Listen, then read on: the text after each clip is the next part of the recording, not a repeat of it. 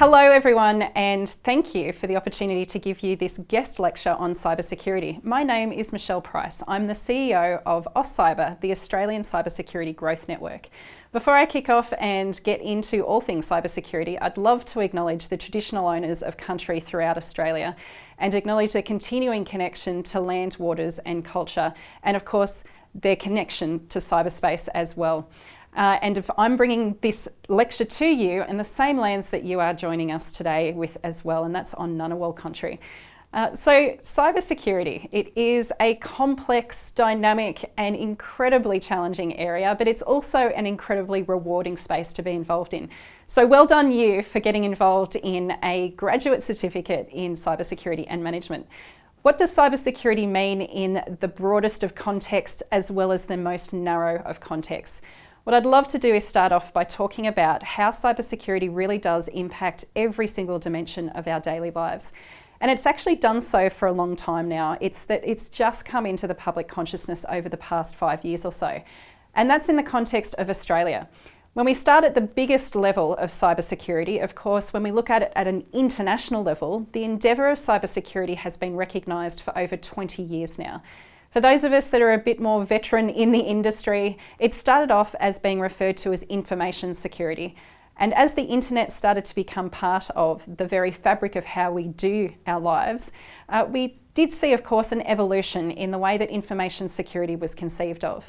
Information security became one part of a broader set of considerations in how we engage in the digital world. And so information security grew into the practice of cybersecurity. Cybersecurity is something that is much, much broader than just information security. And of course, we now know that it's not just about the internet infrastructure that we work with every day. There's a whole series of other infrastructures that are digital in their nature and the way in which those digital infrastructures engage with the physical infrastructures that we need to be alive. And so the physical side of things becoming more and more integrated into the digital side of things means that the practice of cybersecurity has really developed over a reasonable period of time into what we know it to be today. At that international level, we are still carving a path for what our norms of behaviour look like in cyberspace. When we think about the other domains of human engagement, that being land, sea, air, and now also space, the ways in which humans engage in those domains is well established, but actually the laws of the seas, as one example, were really only settled in terms of what we consider to be okay behaviour on the high seas post-World War II. So comparatively, it was not that long ago.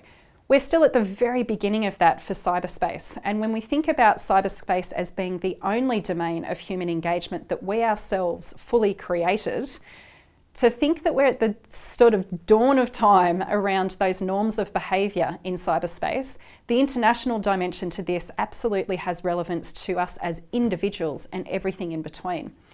So the norms of behaviour in cyberspace is a really great area for you to have a look at and has direct impact into how we manage cybersecurity risk and of course the threat environment in our day-to-day, regardless of whether or not you're working in government or in any of the private sectors, or indeed, of course, working in the community. And so when we think about those norms of behaviour, we've actually ingrained in ourselves what we expect from a security and privacy perspective, but often actually without really thinking about it. So if we go from the international dimension down into the national perspective, Australia has always been at the forefront of thinking about the way in which humans engage with technology when it comes to cyberspace. In fact, the Australian Signals Directorate, as our signals intelligence agency, was the first agency in the world to come up with some mitigation strategies on how we can do better in managing cyber risk for at least the government domain. Those risk mitigation strategies, previously known as the top 35 mitigation strategies, now known as the Essential 8 mitigation strategies, world leading when they were developed around about 15 years ago, have been adopted, adapted and evolved over the course of that 15 years to where we are today. So there you go. Australia did actually, like many other areas of risk, were the authors of how we actually now have norms of behaviour around how we engage with this concept of cyber risk. An interesting little factoid. At the national level though, we fast forward to when it became less about the signals intelligence side, and more about how we actually normalise cybersecurity and cyber practices across the economy and not just government over the past 10 years or so. It became a topic of conversation in the G8 and the G20 meetings in around about 2014. It started to become something that was very, very common as world leaders would come together and look at what were the pressing challenges that we faced. And it was in fact in 2014 when we had Prime Minister Tony Abbott leading our country, who came back from a series of those annual meetings that happen every year, the G8, the G20, of which Australia has been an observer, and of course the United Nations General Assembly. And I was working in the Prime Minister's department at the time, and he came back from those meetings and said, why am I being asked so many questions about cybersecurity? What are we doing on cybersecurity as a country? And when we provided our response to him, of course, it was laid bare that Australia had done a lot on the controls level of cybersecurity, so right down to the actual practice of cybersecurity at the granular level, but it was really still the domain of government, and that policy had not kept pace with where industry was up to around its cybersecurity practices, and we were very disconnected from the practices that were going on elsewhere in the world. And so our trading partners were absolutely cutting across the types of regulatory environments that would be conducive for our side of trade when we looked at the cyber-physical world that we were now in. That was where the 2016 cybersecurity strategy came from. We undertook a review of Australia's cybersecurity landscape and of course very quickly identified that industry was absolutely flourishing with activity around cybersecurity, but there was a really significant disconnect between the practices and the management of cybersecurity between industry and government. Government was engaging with parts of industry, but only those parts of industry that, of course, we now know lots more about in terms of the regulations that were being posed on two particular industries at the time, those being the telecommunications sector and also the financial services sector. So they're the sort of original sectors of the private sector side of things that were engaged in cybersecurity practices. Many others were as well, but it was very fragmented and there was not a lot of consistency. So there came the 2016 strategy, which really put Australia on the map when it came to the international conception of where we stood in the world on matters of all things cyberspace, and provided a point of communication through to the rest of the Australian economy and community around why cybersecurity was becoming such an important endeavour.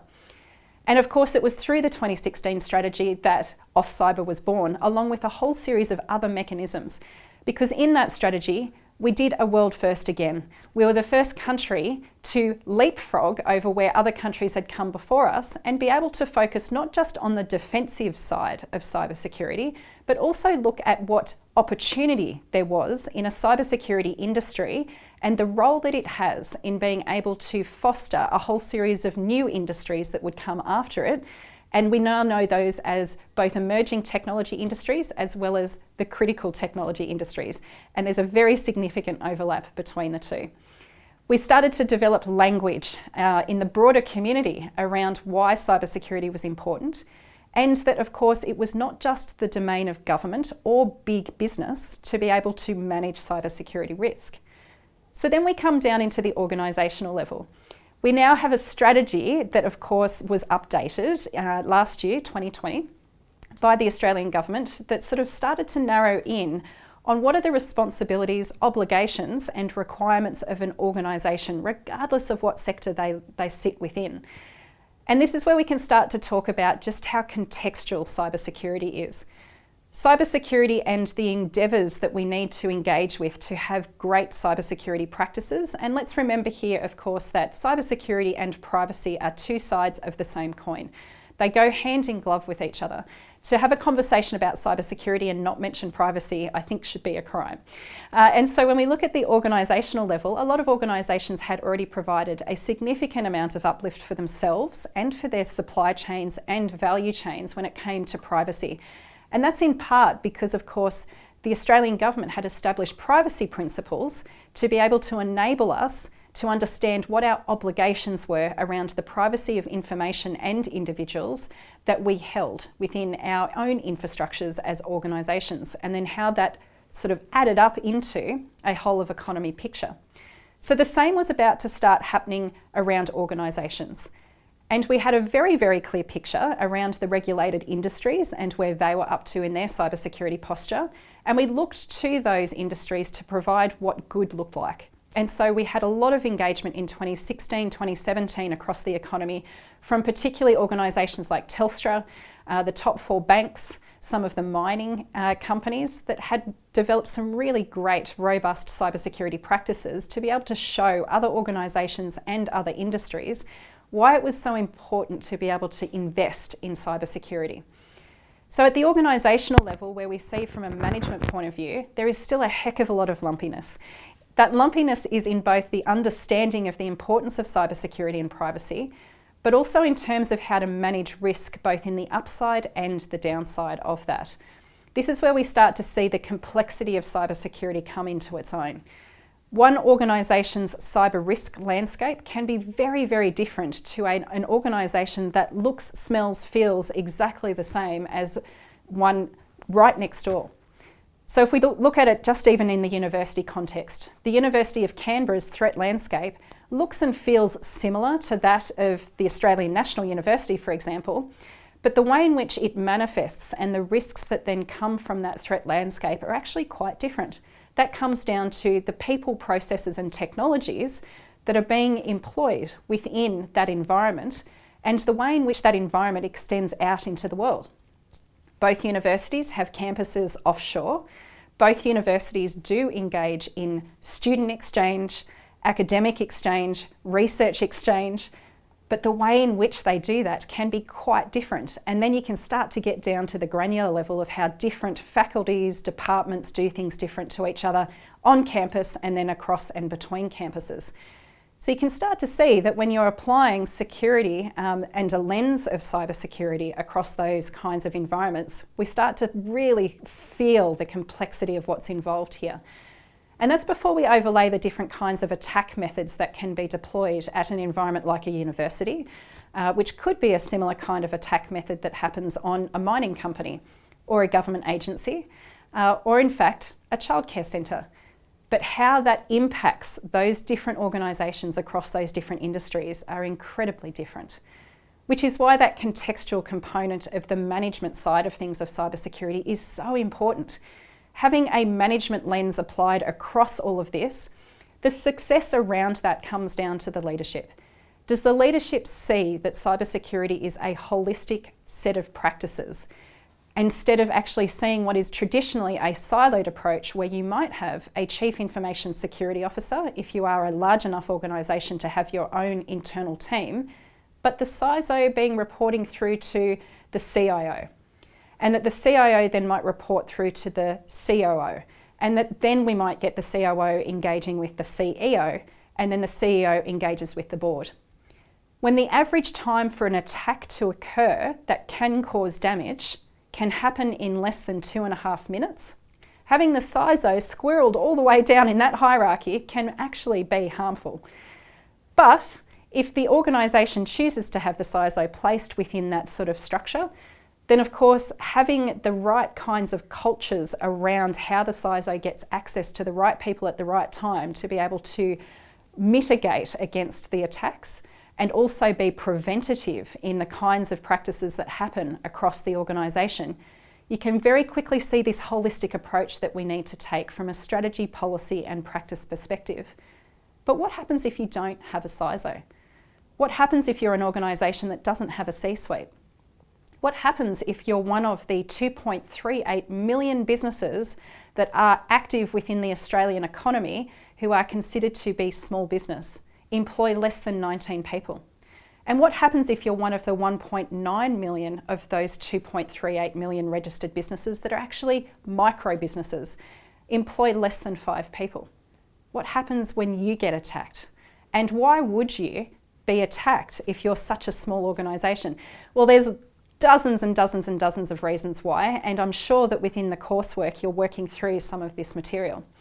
There's loads and loads of reasons why different organisations might be the target of malicious cyber attack.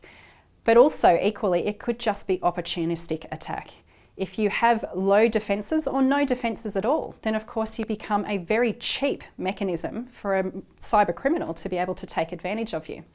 So management, regardless of the size of your organisation, if you're a sole trader up to the largest employer in the land, which does actually happen to be the Australian government, when you include the ADF, then of course the management of cyber risk in the upside as well as the downside becomes absolutely critical.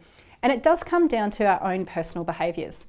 And this is when we can actually then shift into the individual level of cybersecurity. I talk a lot about how the biggest thing that we can do in our day for cybersecurity is to care. When we connect our hearts with our minds around cybersecurity, that complexity that you felt in doing the study, and you're seeing the complexity from a technology point of view around cybersecurity, it becomes a lot more straightforward. Not necessarily easy, but a lot more straightforward in how we can start to tackle the different dimensions of cybersecurity challenges. At the individual level, of course, it's not just about how you behave in the workplace and the choices that you make to listen to your intuition around whether or not something that your technology is doing might not actually necessarily be just a glitch. An entire organisation or segment or sector actually falls to its knees. So at an individual level, of course, we can very quickly tie this to what we look at in our behaviours at home. Making sure that, of course, all of the conversations we've had around work from home, school from home, and just living from home 24/7 during the COVID pandemic, what password do you have on your router?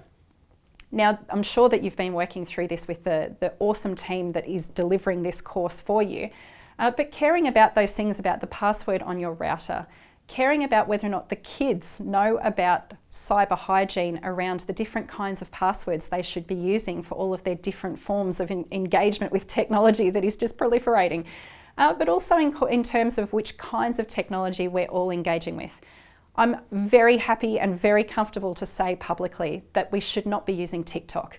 It is one form of social media that absolutely is hoovering up all sorts of information about individuals at a macro level. You go right back up into that international dimension, and the owners behind TikTok are absolutely being leveraged by a regime that wishes to steal as much information as possible to be able to use that then back against us in all sorts of different ways, mostly around trade, but around much more nefarious means as well. So the choices that we make in which kinds of technology we engage with, and the way in which different technologies behave in different kinds of settings, the same technologies that you're using to be able to homeschool as well as do work from home, are often the same kinds of technologies that they are using in the classroom at school, but also you are using in the workplace at work. So in terms of those defences that you're using to protect yourself, you can start to see that the behaviours and the choices you make at home can absolutely have a lot of influence over what happens in the workplace. And also vice versa, you can pick up some great behaviours from the workplace if you've got a management team that's really focused on making sure that you have some great behavioural means to celebrate where you see good behaviours happen. And it's not about being condescending. It's not about saying that you treat your work colleagues in the same way that you might treat your children, but certainly rewarding great behaviour when somebody does call out something that feels not quite right in the way that the processes or the technology is working with the humans, actually thinking that that could be the start of or the tail end of a malicious cyber attack absolutely should be rewarded, because even if that is investigated and it's found to just be a system glitch, isn't it better that we investigated it and found that it was nothing to be concerned about than to ignore it and suddenly unfold a whole situation around what we saw with NotPetya, for example. And if you haven't yet had the chance to look up that, I do recommend that you do. The attack system that happened across about half of the world's infrastructure that severely impacted the ability of the National Health Service to operate in the UK in 2019, that also did lead to people dying on the operating tables of some of the hospitals. It could have come down to somebody reporting the fact that something didn't feel quite right in the tech and the way that the tech was working. It's often the case with a lot of the different kinds of forms of attack that we see. And it might be that that report doesn't stop the attack from happening, but it can stop the impact that it has. It can mitigate the effects of how much damage is done by that attack. And often, of course, you would have seen the stats. it can take up to 240 days for an attack to actually be known to have occurred within a system, particularly if your systems are huge or they're massively interconnected with other systems and you don't actually own the way in which those systems behave. So we start to see that this management side of things is incredibly important. Engaging with the risks and understanding how they occur from the threat landscape that we're within is really, really important for all organisations, whether they're public and private, right down to the individual level, but springboarding straight back up into that international conception as well. Value chains have become so important. And if we didn't know that they were important before the COVID-19 pandemic, we certainly know that they are now. The way in which people engage with processes and technologies through supply chains is the most valuable asset that we have in being able to engage safely and securely with the digital domain that we're fastly and rapidly making sure that it's jammed well and truly into the physical world. And you can make sure that you can play your part in delivering the kinds of defences at the individual level, right through to the organisational, national and international level. And that culture that you bring to the management style of engaging with the risk is absolutely key.